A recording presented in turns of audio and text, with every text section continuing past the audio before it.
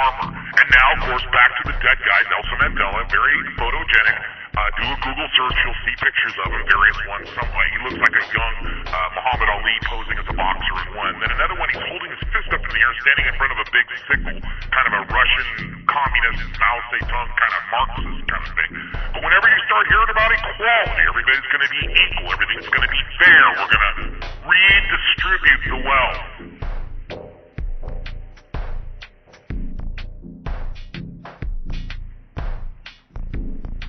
See how he says that? We just want to redistribute the wealth. When you talk about civil rights, fairness, and equality, those are catchphrases for communists. You get that, right? It's not the survival of the fittest anymore. It's the survival of the banal. It's the survival of the bee in the hive, of the drone. And I don't mean the kind that Obama flies.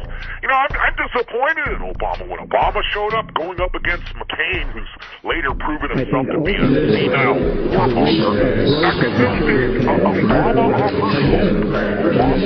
an incredible revolution. Wow, maybe he can see something from the common man perspective.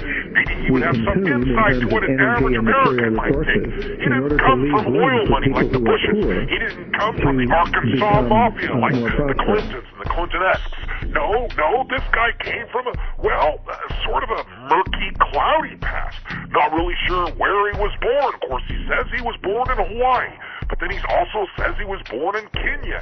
And then his college is sort of strange. And then there's that spooky trip with his friend to Pakistan. And then his stardom skyrocketing rise to fame in politics when basically he just beat two guys that later had sexual scandals come out during the actual election. That sounds like honeypot CIA crap. You know, they dig up some crap on the other guy. Obama gets scooted in. Obama, he's affiliated with Jeremiah Wright. He's affiliated with Bill Ayers, Huey Newton, the Black Panthers, Jesse Jackson. You got Eric Holder. They're all part of this black thing, kind of maybe an anti-black, kill the farmer, kill the boer. There's a white genocide going on. You know, they don't want to talk about South Africa. What's going on in South Africa? Well, what was apartheid to begin with? Apartheid was just separation of the tribes' development. That's all it meant. It meant separating these goddamn tribal motherfuckers killing each other so that maybe they could develop, like the Zulus and shit like that. They've been fighting for a millennia. Let me tell you something. When the Dutch arrived in South Africa, it was pretty much a wasteland, and the only one that lived there were some Bushmen, and most of them went... They didn't even talk. They just made noises. And slowly but sure, these Dutchmen and the Boers developed a pretty nice place.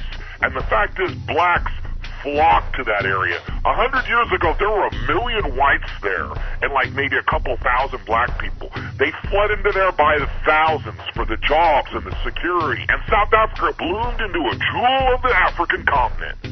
Well, not anymore. Now what happened was they got equal rights, that old equal rights communist organizer talk, that redistribution of wealth. And now what do they have? They have a warless, lawless zombie land, kind of a Somalia, Mogadishu kind of thing, where who knows what's going to happen.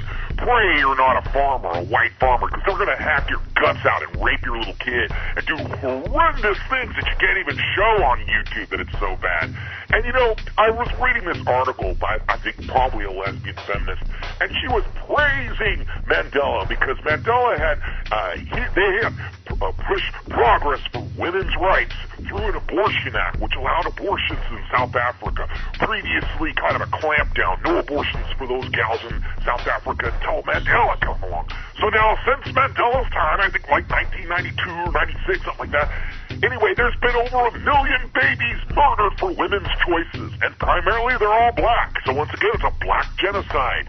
If you look at the country, it's fallen apart. There's no security. It's the rape and murder capital, right? So it's crazy there. Well, it's a good thing because it's very similar to Detroit. You know, South Africa has a lot of similarities to the United States. I mean, they fought colonial tyranny from the British. They had a strong sense of independence. They created a wonderful country from nothing. You know?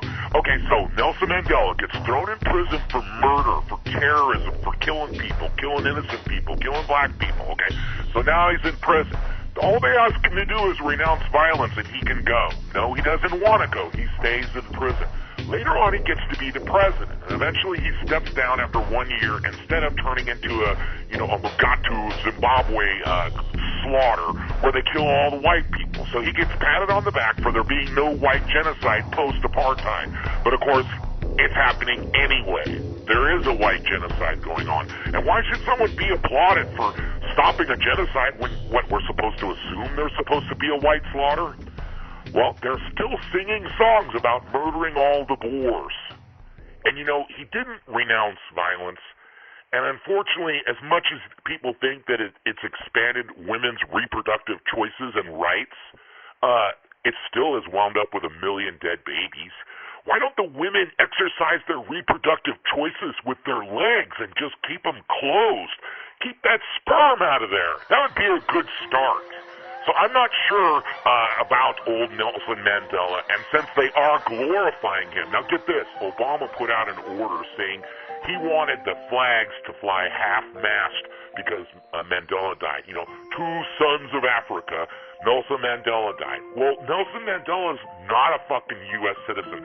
The last time anything close to that happened was when they wanted the flag to fly at half-mast for, we have nothing to fear but fear itself. And, he was made a citizen later on anyway, Winston Churchill, and his mom was an American. It's not the same thing, and we should not be flying our flags half-mast for people that aren't American people, fought and died for the old glory, and it should not be flown for aged terrorists, freedom fighter, equality guy, making everyone happy, since everyone's happy. I'll bet all of the world leaders that attended this funeral like that and were shaking hands and stuff, they're all New World Order.